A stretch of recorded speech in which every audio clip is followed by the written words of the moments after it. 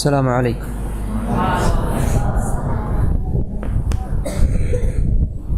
ما تبعد هذه قليلا، وجهها هنا. لا.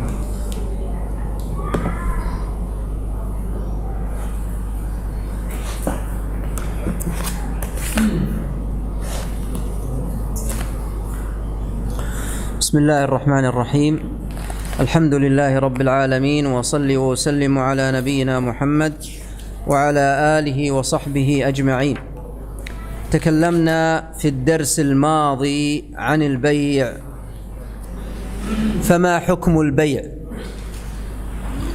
ما حكم البيع؟ جائز. ما الدليل؟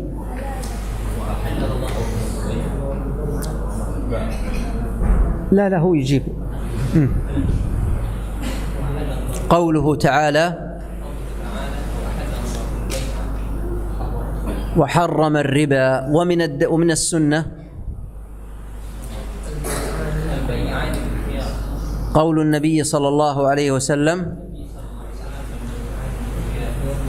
ما لم يتفرقا. طيب، هذا من قول النبي صلى الله عليه وسلم، وهل ثبت هذا من فعله؟ نعم، النبي صلى الله عليه وسلم باع واشترى. ذكرنا أن للبيع صيغة، أن البيع له صيغتان. ما هما؟ ارفع يدك. البيع له صيغتان. نعم. لا، له صيغتان: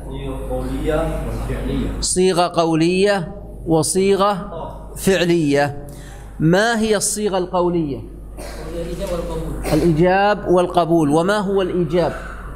الإيجاب يعني القول من المشتري، اللفظ الصادر من المشتري، والقبول من البائع، أو العكس. الإيجاب اللفظ الصادر من البائع، والقبول اللفظ الصادر من المشتري. طيب، هذه الصيغة القولية. والصيغة الفعلية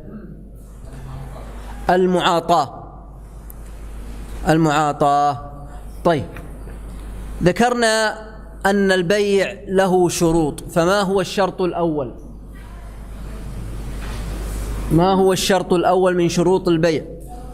التراضي. أحسنت، التراضي. ما الدليل على التراضي؟ ما الدليل على أنه لا بد من الرضا؟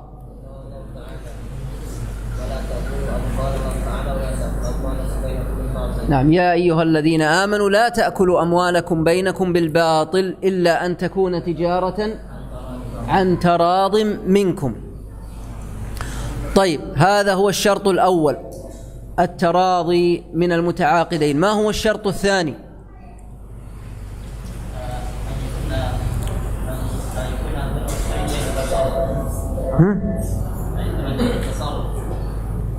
أخذناه هذا؟ لم نأخذه إلى الآن، لم نأخذه.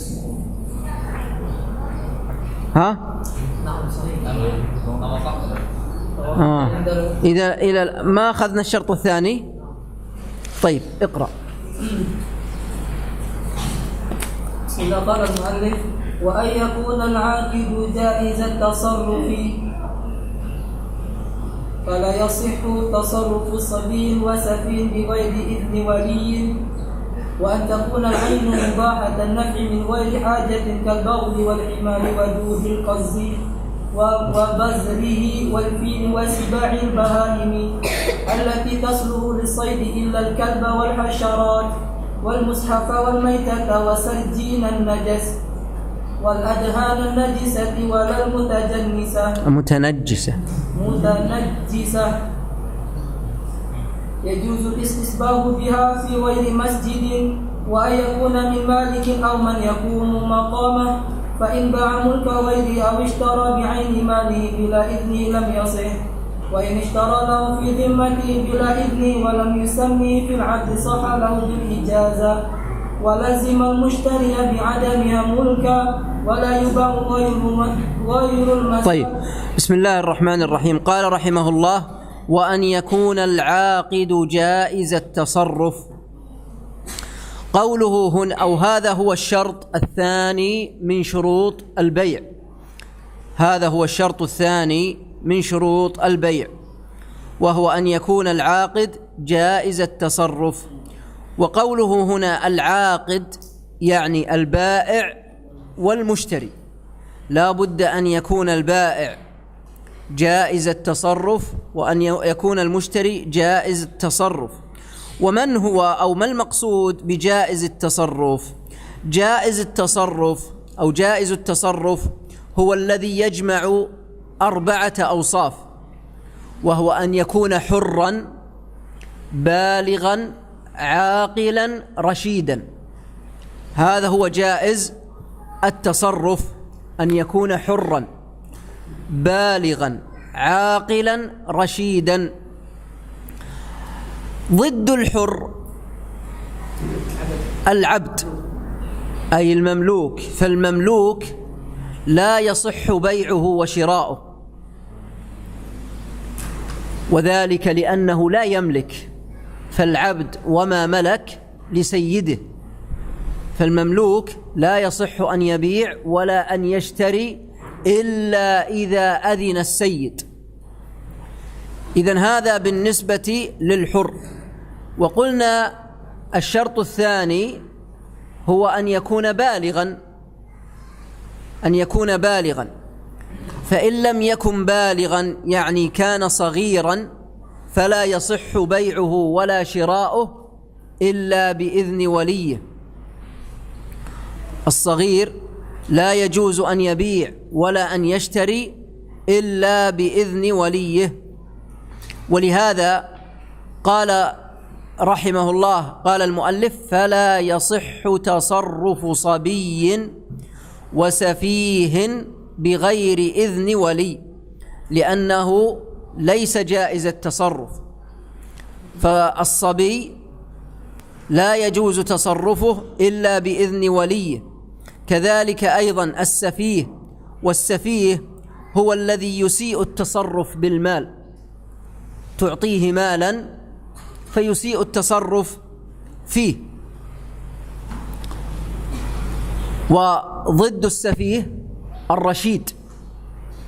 ولهذا قلنا إن جائز التصرف هو من يجمع 4 أوصاف.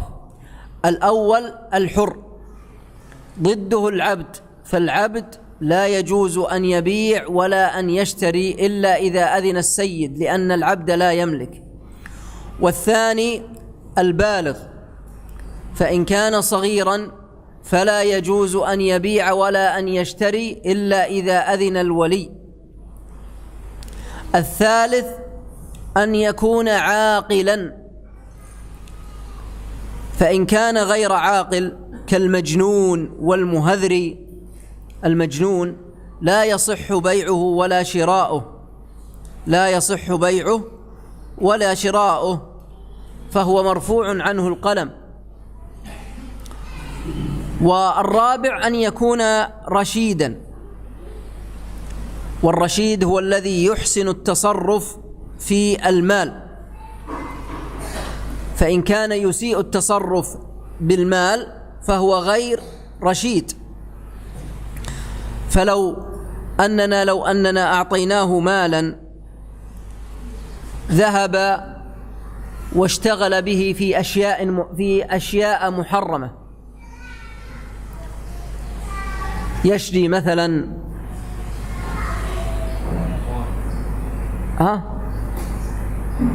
يشتري إيش الدخان، فهذا سفيه لا يحسن التصرف في المال. إذن هذا بالنسبة لجائز التصرف. إذن جائز التصرف هو من يجمع هذه الأوصاف الأربعة، هذه الأوصاف الأربعة. ولهذا قال: فلا يصح تصرف صبي. الصبي ضد ماذا؟ البالغ، اختل شرط البلوغ. والسفيه ضد الرشيد، السفيه هو الذي يسيء التصرف بالمال. إذن عرفنا أنه لا بد أن يكون حرا، فإن كان عبدا فلا يجوز. وعرفنا أنه أن يكون بالغا، فإن كان صغيرا فلا يجوز إلا بإذن سيده. وعرفنا أن يكون عاقلا، فإن كان غير عاقل فلا يجوز. وعرفنا أنه أن يكون رشيدا، فإن كان سفيها فلا يجوز، لا يجوز. ثم قال رحمه الله: وأن تكون العين مباحة النفع من غير حاجة. هذا هو الشرط كم؟ الثالث من شروط البيع، أن تكون العين مباحة النفع من غير حاجة. فقوله هنا مباحة النفع، فإن كانت العين محرمة النفع فهل يجوز بيعها وشراؤها؟ لا يجوز. فمثلا آلات له كالمعازف لا يجوز بيعها ولا شراؤها. الخمور لا يجوز بيعها ولا شراؤها لأنها محرمة النفع. الخنزير لا يجوز بيعه ولا شراؤه لأنه محرم النفع. الدخان كذلك لا يجوز بيعه ولا شراؤه لأنه محرم النفع.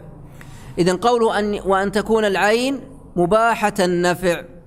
طيب، وقوله هنا مباحة النفع خرج من ذلك ما لا نفع فيه. فإذا لم يكن فيه نفع كالحشرات مثلا، الحشرات كالصراصير وما أشبه ذلك لا يجوز بيعها ولا شراؤها لأنها ليس فيها نفع، ففي بيعها وشرائها فيه إضاعة للمال. وخرج بقولنا أن تكون العين مباحة النفع من غير حاجة، خرج من قولنا من غير حاجة ما كان يباح نفعه للحاجة، كالكلب مثلا. الكلب يباح نفعه إذا وجدت الحاجة، ككلب الصيد والحرث والماشية. وإذا كان كذلك فهل يجوز بيعه؟ نقول لا يجوز بيعه ولا شراؤه. ولهذا نهى النبي صلى الله عليه وسلم عن ثمن الكلب. والفقهاء قالوا أن تكون العين مباحة النفع من غير حاجة. فإن كان يباح نفعه إذا وجدت الحاجة فهذا لا يجوز بيعه، كالكلب لأن الكلب قلنا يباح نفعه للحاجة. إذن هذا هو الشرط الثالث، وأن تكون العين مباحة النفع من غير حاجة. ثم ضرب أمثلة على ذلك، قال كالبغل. تعرفون البغل؟ البغل هو حيوان بين الحمار والحصان، وينتج إذا نزى الحمار على الفرس ذكر الحمير على أنثى الخيول، إذا نزى هذا على هذا نتج البغل. والبغل هل يتوالد؟ بمعنى هل إذا نزى بغل على بغلة ينتج بغلا صغيرا؟ ينتج بغل صغير؟ لا، كل متولد لا يتوالد. فالبغل ينتج إذا نزى الحمار على الفرس نتج البغل، والبغل لا يتوالد، فكل متولد لا يتوالد. طيب، إذن قال كالبغل. البغل يجوز بيعه؟ نعم يجوز بيعه، لأنه يباح نفعه من غير حاجة، يباح نفعه من غير حاجة. كذلك أيضا الحمار يجوز بيعه، ولهذا كان الناس في عهد السلف والصحابة كانوا يتبايعونه من غير نكير، والأصل في ذلك الحل، فأجمع المسلمون على بيعهما من عهد النبي صلى الله عليه وسلم إلى يومنا هذا. قال ودود القز. القز هذا نوع من أنواع الحرير، وهو أفخر أنواع الحرير. هذا القز له دودة تنطوي بنفسها، فإذا انطوت على نفسها ماتت، ثم إذا يبست أخذ هذا الحرير منها، وهو من أفخر أنواع الحرير. فدود القز هذا يجوز بيعه، وذلك لأن فيه منفعة، وهو حيوان طاهر.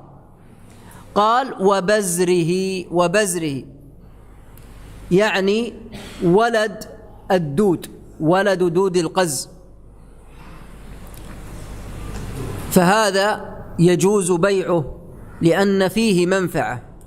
قال والفيل. الفيل معروف، حيوان معروف يجوز بيعه لأن فيه منفعة، فهو يحمل الأشياء الثقيلة. قال وسباع البهائم كذلك، سباع البهائم التي تصلح للصيد، كذلك سباع البهائم التي تصلح للصيد كالفهد مثلا الذي يصلح للصيد، كذلك أيضا الصقور التي تصلح للصيد يجوز بيعها لأن فيها منفعة. ثم قال إلا الكلب، استثنى الآن، الكلب لا يجوز بيعه، أولا لأن النبي صلى الله عليه وسلم نهى عن ثمن الكلب، وثانيا على قاعدة المذهب التي ذكروها لأنه لا يباح نفعه إلا لحاجة، فلا يجوز للإنسان أن ينتفع بالكلب إلا إذا احتاجه ككلب الصيد والحرث والماشية، وإذا كان كذلك فلا يجوز بيعه ولا شراؤه. ولهذا النبي صلى الله عليه وسلم نهى عن ثمن الكلب. إذن الكلب لا يجوز بيعه ولا شراؤه. قال إلا الكلب والحشرات، كذلك الحشرات لا يجوز بيعها وشراؤها. لماذا؟ لأنه لا نفع فيها، وقد نهى النبي صلى الله عليه وسلم عن إضاعة المال. طيب، ما رأيكم بالديدان؟ تعرفون الديدان التي يستخدمونها الذين صيد ماذا؟ السمك، تستخدم لصيد السمك، هل يجوز بيعها؟ نقول نعم لأن فيها منفعة، لكن إذا كانت الحشرات ليس فيها منفعة فلا يجوز بيعها. وأما إذا كان فيها منفعة كالديدان التي تستخدم لصيد السمك فيجوز بيعها وشراؤها لأن فيها منفعة. قال إلا الكلب والحشرات والمصحف. وهنا رحمه الله أسلوبه ليس بجيد، أسلوب المؤلف هنا ليس بجيد. لماذا؟ لأنه عطف المصحف على الحشرات، وهذا لا يليق. ولو قال رحمه الله والحشرات ثم قال ولا يصح بيع المصحف لكان أولى وأحسن. طيب، إذن المصحف على المذهب لا يجوز بيعه، لا يجوز بيعه ولا شراؤه. المصحف على المذهب لا يجوز بيعه ولا شراؤه. ما الدليل على ذلك؟ هناك أدلة. أولا أن ابن عمر رضي الله عنهما الصحابي الجليل قال: وددت أن الأيدي تقطع ببيعه، وهو صحابي جليل رضي الله عنه. قال: وددت لو أن الأيدي تقطع ببيعه، يعني تقطع إذا أراد أن يبيعه الإنسان، لأن الأولى ألا يبتذل. وثانيا قالوا إن الإنسان إذا كان مستغنيا عن المصحف فيجب عليه أن يبذله لغيره وأن يعطيه لغيره لأجل أن يستفيد منه، وأما أن يبيعه عليه ويأخذ العوض فهذا لا يجوز. وثالثا قالوا لأن في بيعه ابتذالا له. إذن هذه ثلاثة أسباب تدل على أنه لا يجوز للإنسان أن يبيع المصحف. أولا أن ابن عمر رضي الله عنهما قال: وددت أن الأيدي تقطع ببيعه. وثانيا أن الإنسان إذا كان مستغنيا عنه فيجب عليه أن يبذله إلى غيره لأجل أن يستفيد منه. وثالثا أن في بيعه ابتذالا له وتركا لتعظيمه. هذا هو ما مشى عليه المؤلف رحمه الله. والقول الثاني في هذه المسألة أنه يجوز بيع المصحف، يجوز بيع المصحف، يجوز بيع المصحف. أولا لأن الأصل الجواز، ولا دليل على تحريمه. ولأن المسلمين ما زالوا يتبايعونه إلى يومنا الحاضر، وكثير من الناس يشح ببذله لغيره. وأيضا نقول قد يدخل في قوله تعالى في قول النبي صلى الله عليه وسلم: إن أحق ما أخذتم عليه أجرا كتاب الله. وعلى هذا فالقول الراجح في هذه المسألة أنه يجوز بيعه وشراؤه، لأن هذا هو الأصل، فالأصل الحل. ولأن السلف ما زالوا يتبايعونه إلى يومنا الحاضر، وكثير من الناس إذا قلت له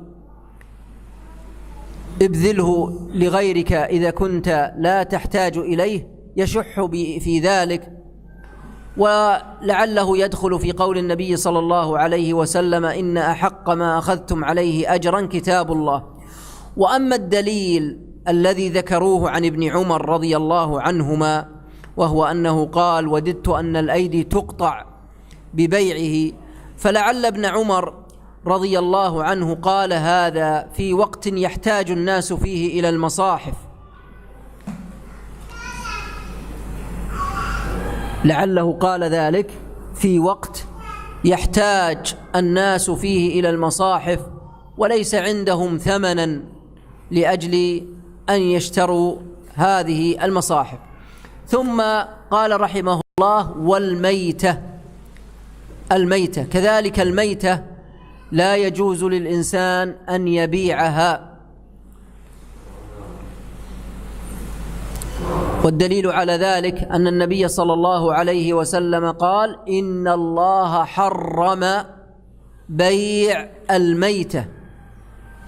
وعلى هذا فالميتة لا يجوز بيعها. وما هي الميتة؟ الميتة هي كل ما لم يذكى ذكاة شرعية.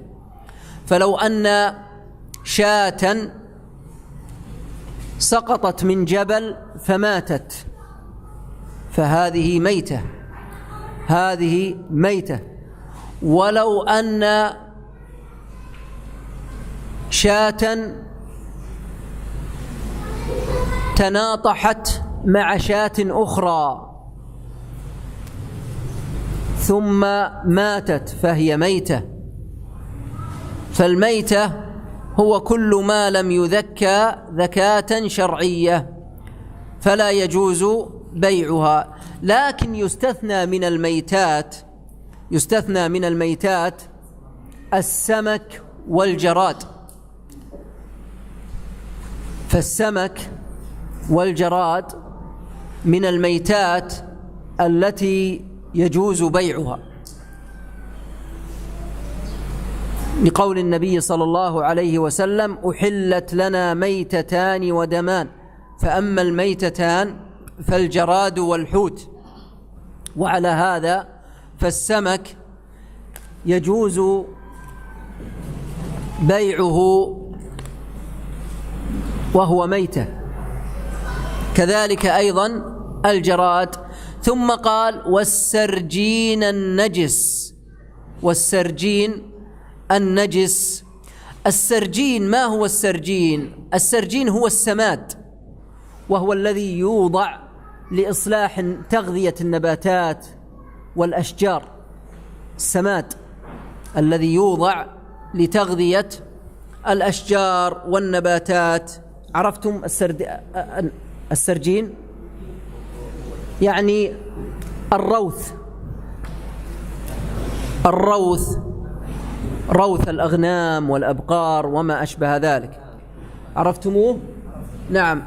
قال: والسرجين النجس. إذن السرجين هو السماد، يسمى بالسماد، وهو يوضع لإصلاح النباتات والأشجار وتغذيتها. فالسرجين وهو السماد النجس، النجس، انتبه، قال النجس، يعني السرجين النجس كروث الحمير مثلا، روث الحمار وروث الكلب. فهذه نجسة. هذا المقصود بالسرجين النجس. السرجين النجس لا يصح بيعه. كذلك أيضا عذرة الإنسان تدخل في السرجين النجس، فهذه لا يجوز بيعها، لا يجوز بيعها، لأن كل نجس فهو حرام، ولأنه لا يصح أن يسمد به، لا يصح أن يسمد بالنجاسات. طيب، هنا قال السرجين النجس، فإن كان السرجين طاهرا. وهل يوجد سرجين طاهر؟ نعم. ما هو؟ روث البقر والإبل والشاة. والقاعدة أن كل ما يؤكل لحمه فروثه طاهر. كل ما يؤكل لحمه فروثه ومنيه وبوله وعرقه طاهر. إذن السرجين الطاهر هل يجوز بيعه؟ نعم، يجوز بيعه. المؤلف قال هنا النجس، وعلى هذا فالسرجين الطاهر يجوز بيعه، وذلك لأن فيه منفعة، فهو تسمد به الأشجار والنباتات وما أشبه ذلك. قال رحمه الله: والأدهان النجسة. الأدهان النجسة، الأدهان يعني الزيوت والتي تكون النجسة، مثل لو أخذت الزيت من الميتة، من شحم الميتة، هذا دهن نجس. فالأدهان النجسة لا يجوز بيعها كالزيت الذي يؤخذ من شحم الميتة مثلا. ويدل لذلك أن النبي صلى الله عليه وسلم قال: إن الله حرم بيع الخمر والميتة. والميتة. طيب، قال ولا المتنجسة. ولا المتنجسة، ما الفرق بين النجسة والمتنجسة؟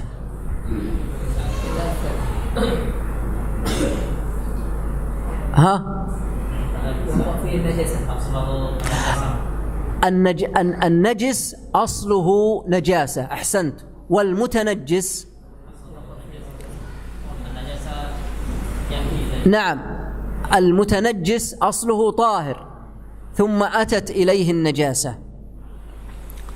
فقوله هنا ولا المتنجسة أي أنه لا يجوز للإنسان أن يبيع الأدهان المتنجسة. وهي ما هي الأدهان المتنجسة؟ هي الأدهان الطاهرة التي طرأت عليها النجاسة، كما لو كان إنسان عنده جالون من الزيت، إناء فيه زيت طاهر ثم وقعت فيه نجاسة، فهذا هو المعنى، معنى المتنجس. فالمذهب ما حكم بيعه؟ ها؟ قال ولا المتنجسة هنا لا يجوز. المذهب أنه لا يجوز لأنه قال ولا المتنجسة. ما علة ذلك وما سبب ذلك؟ قالوا لأنه لا يمكن أن يطهر، لا يمكن أن يطهر. هذا هو تعليلهم رحمهم الله. والصحيح في ذلك أن الأدهان المتنجسة يجوز بيعها لأنه يمكن تطهيرها.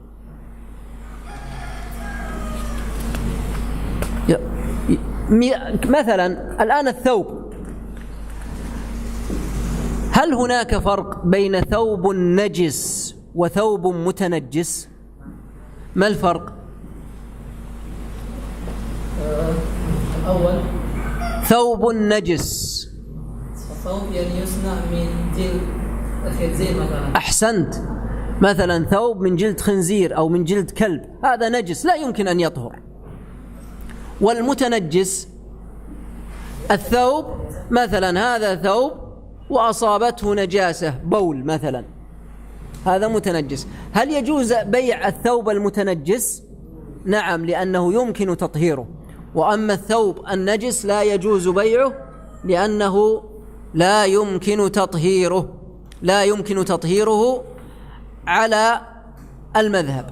لكن سيأتي إن شاء الله القول الراجح بالنسبة للنجس. طيب، ثم قال ويجوز الاستصباح بها في غير مسجد. الضمير في قوله بها يجوز الاستصباح بها، بها الضمير وهو الهاء يعود على أقرب مذكور، وهو الأدهان النجسة أو المتنجسة، أيهما أقرب إلى الضمير؟ المتنجسة. فقوله هنا يجوز، الجواز هنا يعود على الأدهان المتنجسة. فإذا أخذنا الدهن المتنجس واستصبحنا به، كيف يستصبح به؟ كانوا قديما يضعون الدهن في إناء صغير ثم يأتون بالفتيلة ثم يوقدونها فتشتعل وتنير قبل أن تخرج هذه المصابيح وتستمر في الإضاءة إلى أن ينتهي هذا الدهن. فما حكم هذا؟ معنى الاستصباح بها. فما حكم الاستصباح بالأدهان المتنجسة؟ يجوز، لكن بشرط في غير المسجد،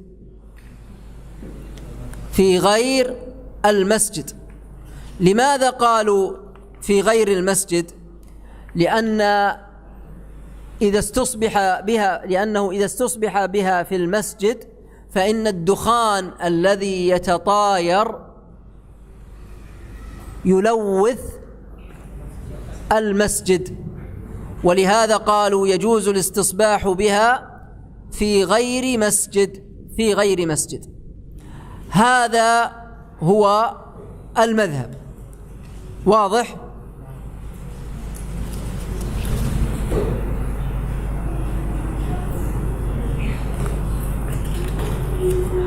طيب، وعلى هذا على المذهب لو أننا استصبحنا بالأدهان المتنجسة في غير المسجد يجوز، وفي المسجد لا يجوز. طيب، ما رأيكم بالاستصباح بالأدهان النجسة؟ لا يجوز على الإطلاق، لا في مسجد ولا في غير مسجد. ركزوا على عبارات المؤلف، كل عبارة تشير إلى شيء معين. فقال يجوز الاستصباح بها يعني في الأدهان المتنجسة، وأما الأدهان النجسة فلا يجوز لا في المسجد ولا في غير المسجد. والقول الثاني في جميع هذه المسائل السابقة، وهو أنه إذا قلنا بجواز الاستحالة، أو بصورة ثانية إذا قلنا بأن النجاسة تطهر بالاستحالة، فإنه يجوز أن يستصبح بالأدهان النجسة والمتنجسة في مسجد وفي غير المسجد. ما معنى الاستحالة؟ معنى الاستحالة أن العين تتحول من عين إلى عين أخرى. أضرب لكم مثالا: الكلب نجس أو طاهر؟ نجس. ما رأيكم لو كان عندنا أرض ملحية، عندنا في السعودية أراضي ملحية، ملح، لو أن كلبا وقع في مملحة وجلس أشهر، ما الذي سيحصل له؟ الملح يؤثر فيه فيتحلل ويتحول إلى عين أخرى، كان كلبا فأصبح ملحا. الآن هل يكون طاهرا أو نجسا؟ يكون طاهرا، على القول بأن الاستحالة تحول الشيء إلى شيء آخر، أن النجاسة تطهر بالاستحالة، وهذا القول هو الراجح. وعلى هذا فالاستحالة تطهر النجاسة، وعلى هذا فإن الاستحالة أو النجاسة تطهر بالاستحالة. ثم قال رحمه الله الشرط الرابع، قال: وأن يكون من مالك أو من يقوم مقامه. أن يكون من مالك أو من يقوم مقامه، أي أن البيع، أن العاقد لا بد أن يملك السلعة، العاقد لا بد أن يملك السلعة، لا بد أن يكون مالكا. أو من يقوم مقامه كالوكيل مثلا، كما لو قلت أنا لأبي ذر: جزاك الله خيرا، وكلتك أن تبيع سيارتي، هذه سيارتي وكلتك أن تبيعها، فهل يجوز له أن يبيعها؟ نعم. طيب، ما رأيكم لو أن شهر قم وأين عارف؟ قم يا عارف. وأين لقمان؟ لقمان ما شاء الله. شهر كان يمشي مع لقمان وهما يمشيان، قال شهر: هل تسمع هذا الدباب؟ تعرفون الدباب؟ ها؟ موتور. موتور. قال شهر: هل تسمع هذا الموتور؟ قال لقمان: نعم. قال: بعته عليك. قال لقمان: بكم؟ قال: بعته عليك ب1,000,000 ربية.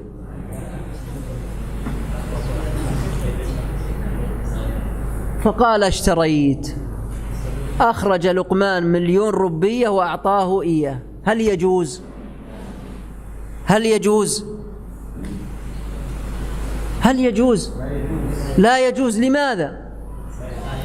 لأنه لا يملك. كيف تبيع شيئا لا تملكه؟ ما يجوز. ولهذا استريح، اجلس اجلس اجلس يا عارف. ولهذا قال أن يكون من مالك، فلا بد أن يملك. والدليل على الملك أن الله عز وجل قال: يا أيها الذين آمنوا لا تأكلوا أموالكم بينكم بالباطل إلا أن تكون تجارة عن تراض منكم. وهو إذا باع شيئا لا يملكه فلا شك أن المالك لا يرضى بذلك، لا يرضى بذلك.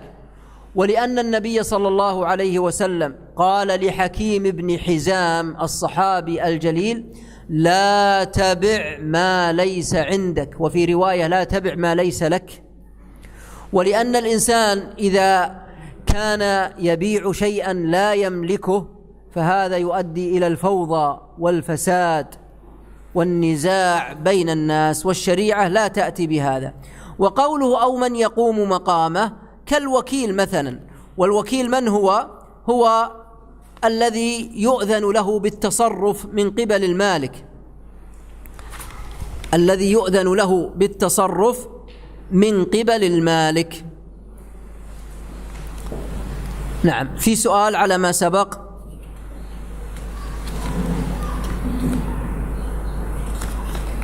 هل يوجد سؤال؟ إذن أخذنا كم شرط الآن؟ 4 شروط من شروط البيع. الشرط الأول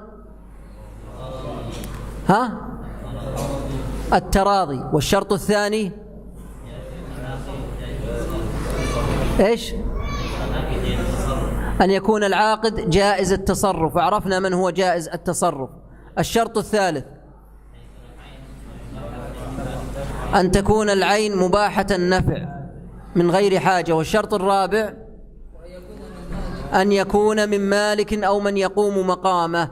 بقي من الشروط كم شرط؟ هي الشروط كم؟ قلنا في أول الدرس كم الشروط؟ 7. إذن بقي كم؟ 3. أنت كنت تسأل، أي نعم، قبل قليل، فما هو سؤالك؟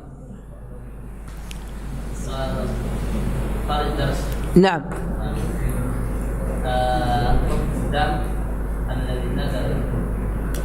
خلنا نسمع. حكم الدم. نزل من المرأة قبل الولادة هل يكون دم نفاس أو الدم النازل قبل الولادة متى يكون نفاسا؟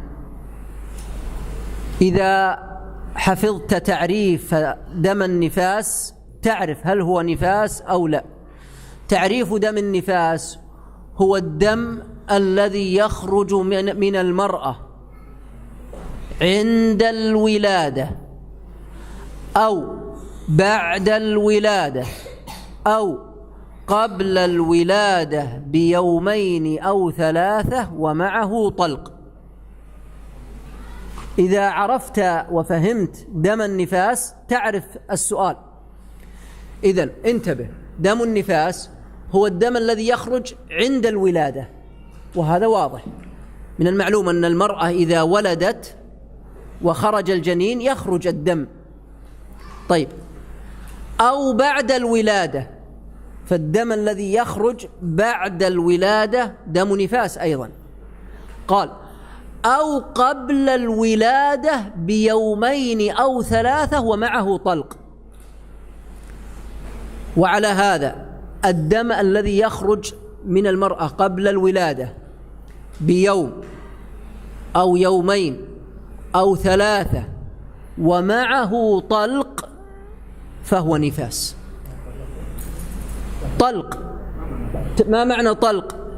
يعني أن الجنين يريد أن يخرج، هذا هو الطلق.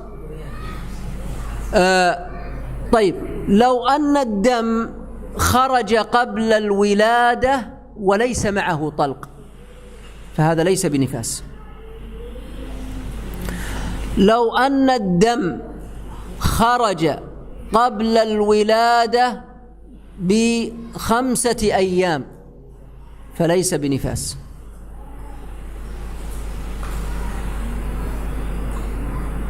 واضح؟ واضح؟ هذا جواب سؤالك. الآن أجبنا؟ نعم.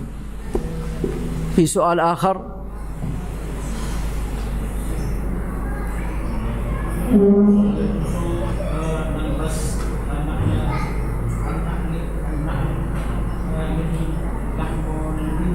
لا يجوز، لا يجوز. يقول هل يجوز أن نلبس النعل من جلد الخنزير؟ لا يجوز.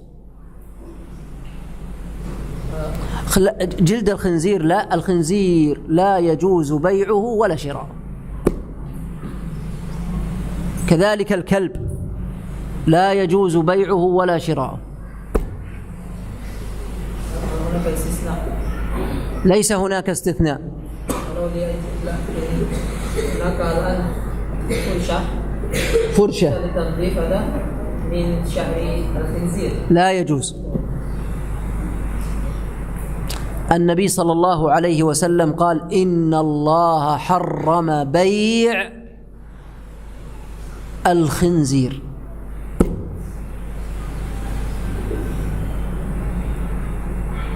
واضح؟ فلا يجوز بيعه ولا شراؤه. الكلب لا يجوز لنا نشتري الكلب على الإطلاق، صح؟ كيف إذا نريد الكلب كيف هناك كيفية طرق الوصول هذا؟ يعيرك إياه شخص أو يهديك إياه أو أنك تحصل عليه من الشارع. عندنا الكلاب في السعودية كثيرة كثيرة.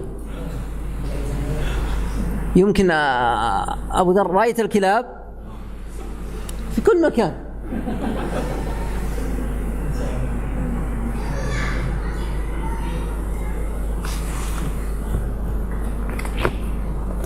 تريد كلابا؟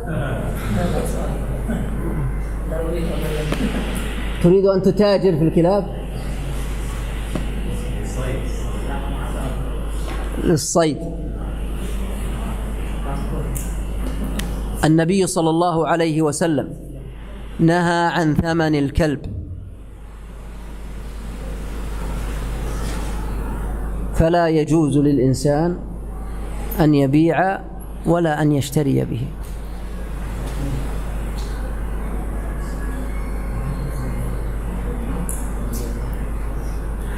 ما في سؤال؟ نريد أناسا من المتوسطة، طلابا من المرحلة المتوسطة أن يسألوا. طيب نعم. قال سائل. كيف؟ قال سائل. قال سائل. هل يجوز؟ السائل موجود هنا؟ سائل موجود. طيب لماذا لا يسأل؟ يخجل.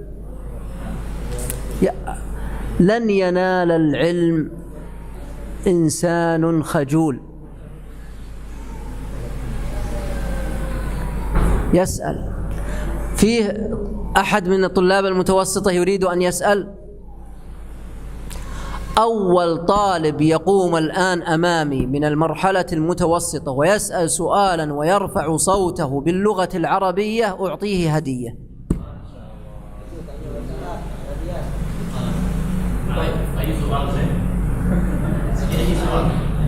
أي طالب يقوم ويسأل سؤالا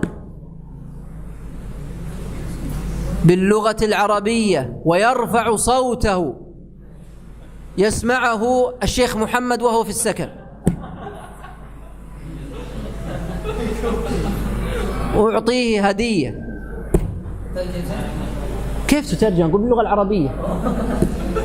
ترجم للإندونيسية ما يحتاج.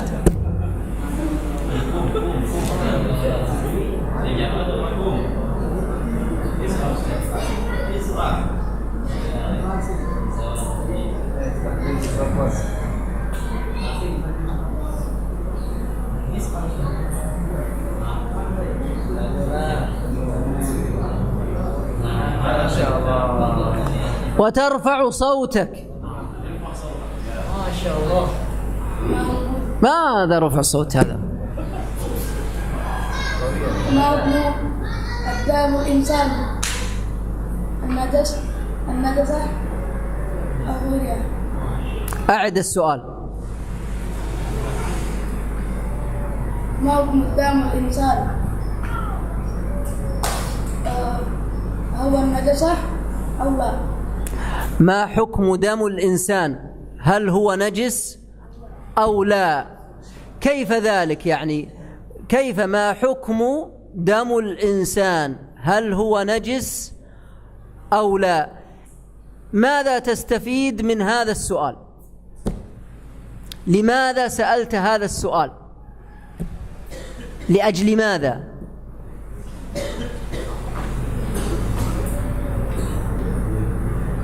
إنما دم الإنسان في ملبسه، وهو سألني ولكني لا أدري ولهذا سألته.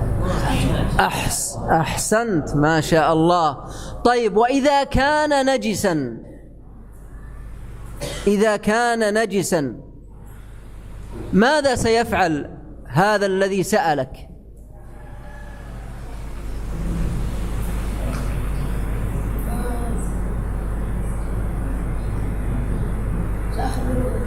تخبره. طيب وإذا أخبرته ماذا يستفيد؟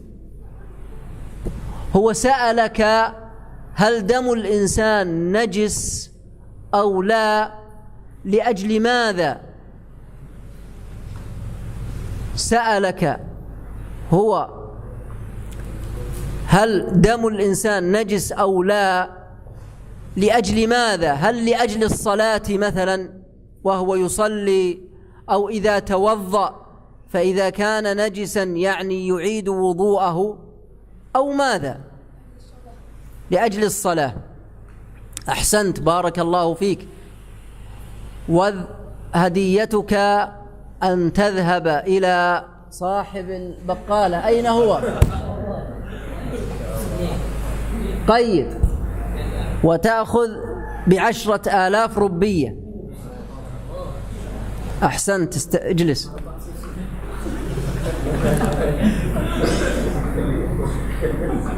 سؤاله يقول: ما حكم دم الإنسان؟ هل هو نجس أو طاهر؟ فإذا كان الإنسان في صلاة مثلا ونزل من أنفه الدم، هل هذا نجس أو طاهر؟ خرج من أصبعه دم، نقول في جمهور العلماء أكثر العلماء على أن الدم إذا كان كثيرا فإن وضوءه يبطل، وأما إذا كان قليلا فوضوءه صحيح. فإن كان كثيرا بطل الوضوء، وإن كان قليلا فإن الوضوء لا يبطل. واختار شيخنا رحمه الله وهو القول الثاني، وهو القول الراجح في هذه المسألة، أن الدم لا دليل، دم الإنسان لا دليل على نجاسته. وعلى هذا فإذا أصاب الإنسان دم فإن وضوءه لا يبطل، فإن وضوءه لا يبطل. واضح؟ وهذه المسألة الأولى والأحسن إذا أراد الإنسان أن يفتي بها، نقول هذا يختلف. إن جاءك السائل بعد العبادة وقال أنا بالأمس مثلا صليت الظهر ونزل مني دم واستمررت في الصلاة، فهل أعيد الصلاة؟ نقول لا، صلاتك صحيحة. وإذا جاء يسأل وهو إلى الآن لم يصلي وقال أنا نزل مني الدم، هل أعيد الوضوء؟ نقول اذهب وأعد الوضوء مراعاة لقول جمهور العلماء. وليتكم تفصلون هذا التفصيل لعارف بعد الجلوس إن شاء الله بعد الدرس. في سؤال؟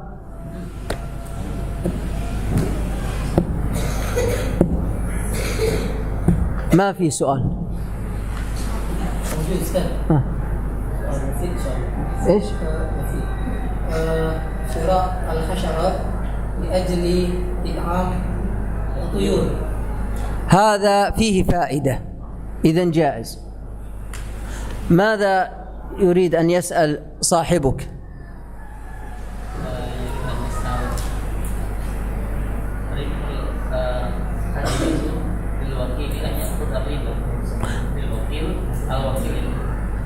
هل يجوز للوكيل أن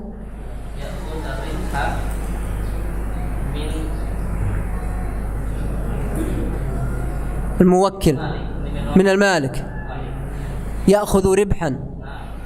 إذا كان المالك يعلم فإنه يجوز، وأما إذا كان لا يعلم فلا يجوز. لا بد من علم المالك. واضح؟ الله أعلم. ها؟ المالك لابد يعلم تفصيلا أو كيف؟ إيه يعلم تفصيلا، لابد أن يعلم تفصيلا. يعني مثلا قلت لأبي ذر وكلتك بارك الله فيك أن تبيع سيارتي، فقال أبيعها لك لكن سوف آخذ 1,000,000 ربية. أقول لك خذ 1,000,000 ربية، لابد أن يعلم. لكن لو قال سوف آخذ جزءا من المال أو ما شابه ما يجوز، لابد أن يبين.